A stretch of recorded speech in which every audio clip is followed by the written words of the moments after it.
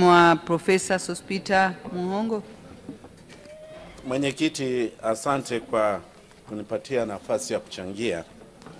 Waheshimiwa wabunge, niwaombe kwamba hii bajeti ambayo kila mtu anasema ni nzuri tuipitishe. Lakini niwakumbushe kwamba makubaliano ya viongozi wa nchi huru za Afrika yaliyofanyika Malabo mwaka 2014.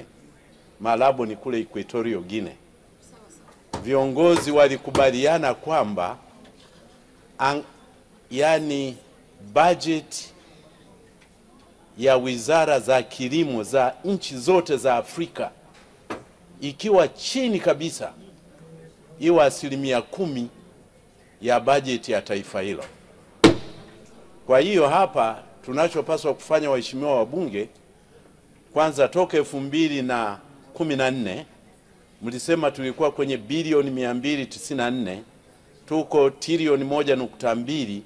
Kwa hiyo tutoe pongezi kwa Mheshimiwa Rais kwamba tunaelekea.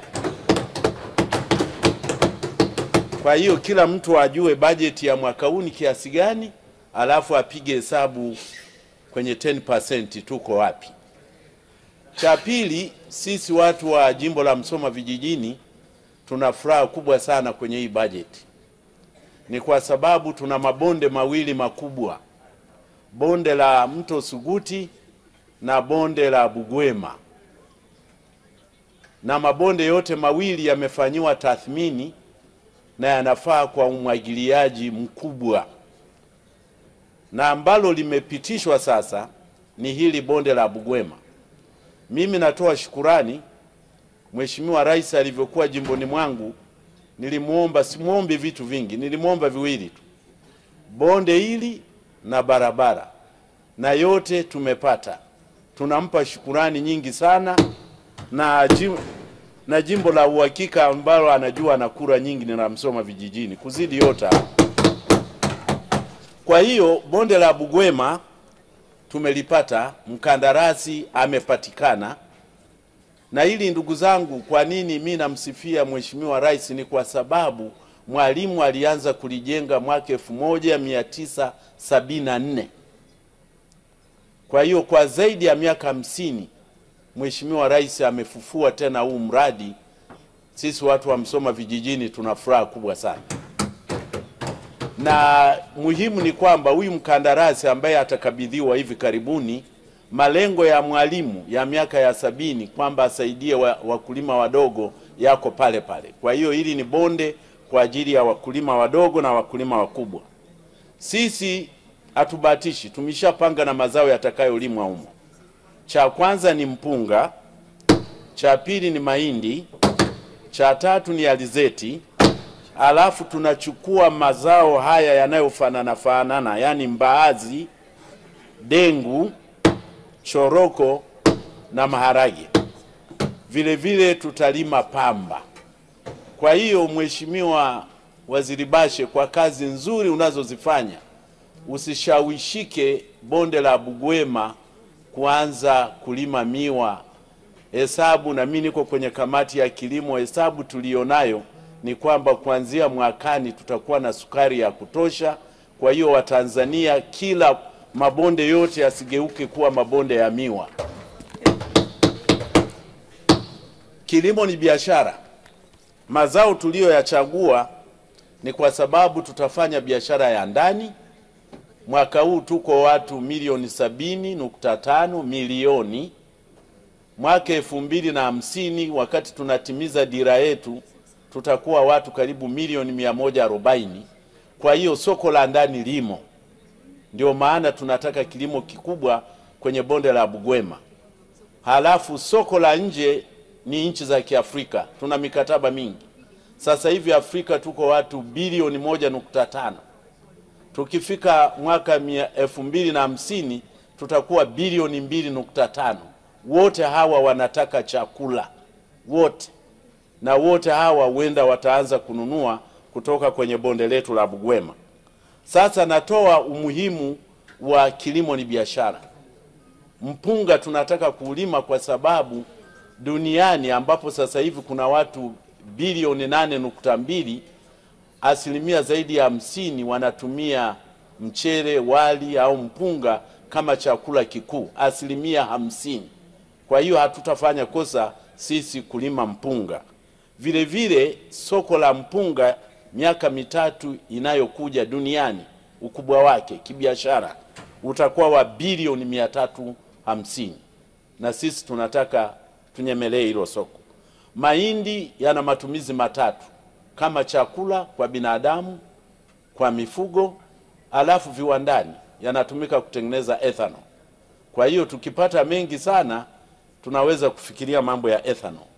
Mbaazi tunazichagua kwa sababu biashara yake sasa hivi duniani ni bilioni 68, na ikifika mwaka 2030 itakuwa ya bilioni 75.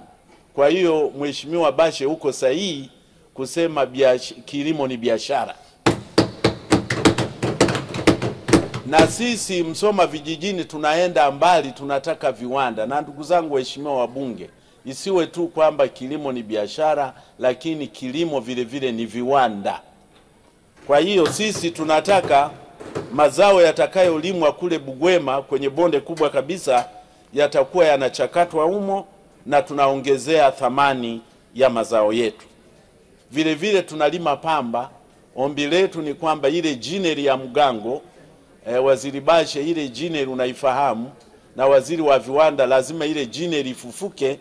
Alafu pamba tunayoilima tunataka kuanza kiwanda kipya pale. Majirani zangu Msoma mjini wawe na kiwanda.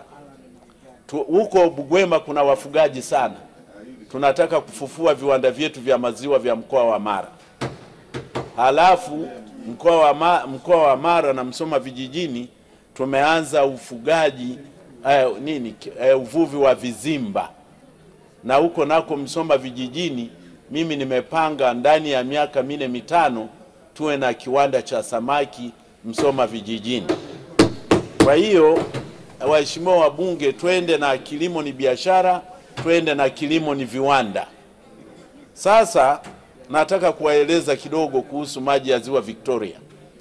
Maana yake tunataka kuyatumia sisi binadamu, mifugo yetu inataka kutumia maji ya Ziwa Victoria, na sasa tumeingia ukulima mkubwa wa umwagiliaji wa kutumia maji ya Ziwa Victoria. Wakati tunaenda kujadiliana na nchi zingine ambazo zinatumia maji ya Ziwa Victoria, ninaomba jamani mjaribu kutumia watu wa Msoma vijijini ambao wana historia nzuri ya Ziwa Victoria. Ziwa Victoria sio la zamani sana. Umri wake ni miaka 400 tu. Sio la zamani sana.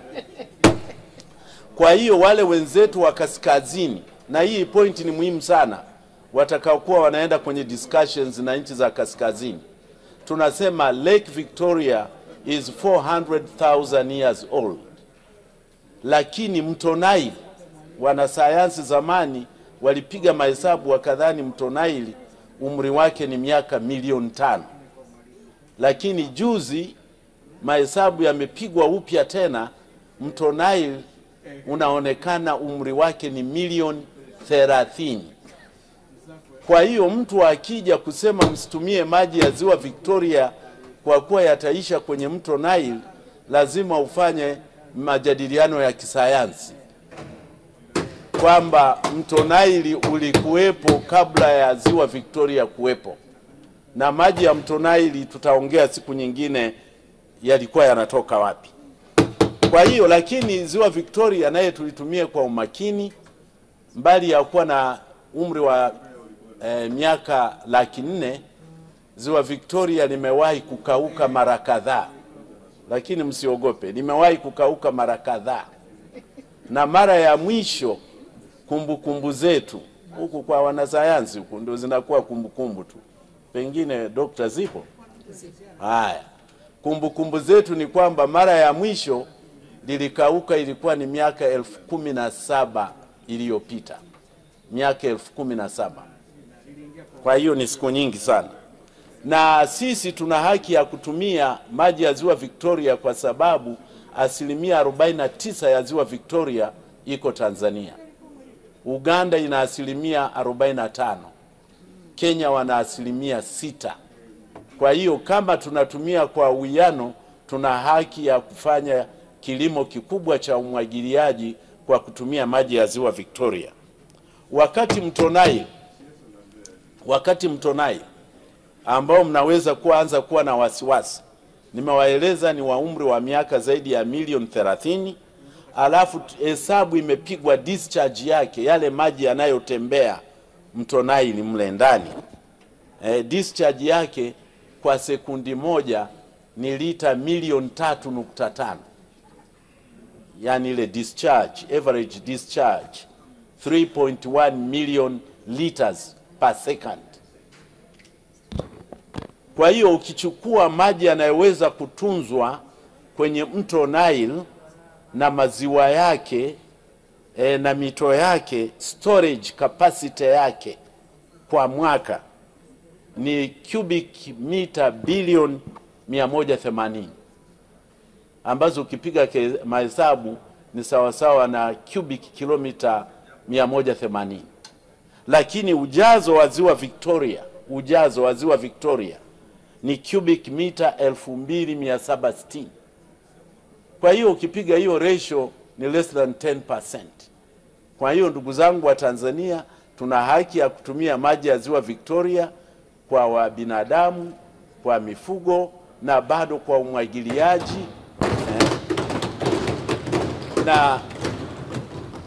Na siku tutakavyoitwa kwenye huo mjadala, nimesema mkodisheni majeshi kutoka Msoma vijijini. Sasa upande wa umwagiliaji, kwa nini lazima tufanye umwagiliaji? Sio kitu kigeni, sisi tumechelewa. Mambo ya umwagiliaji yalianza kabla hata ya Jesus Christ. Inajulikana kwamba miaka 6000 kabla ya kuzaliwa Yesu Kristo, mambo ya umwagiliaji yalikuwa yanafanyika kwenye kule Middle East. Nchi hizo zamani zilikuwa zinaitwa Mesopotamia, kwenye mto wa Tigris na Euphrates. Kwa hiyo jamani, sisi tumechelewa kufanya kilimo cha umwagiliaji, na ninaomba mimi niunge hoja, kwa sababu niliambiwa ni dakika 5, kumbe wameniongeza dakika, tayari zimeisha. Malizia. Haya, nimalizie, na Msukuma amesupport haya. Sasa jamani, mimi namalizia kwa kusema kwamba tunachoiomba serikali kwenye mpango wa maendeleo, kwenye ile draft, wale wa mpango wa maendeleo lazima ili swala la umwagiliaji waweke kipaumbele kikubwa, kwa sababu uchumi mkubwa na watu wengi walioajiriwa ni kwenye sekta ya kilimo. Mwenyekiti, naomba kuunga mkono na asante sana.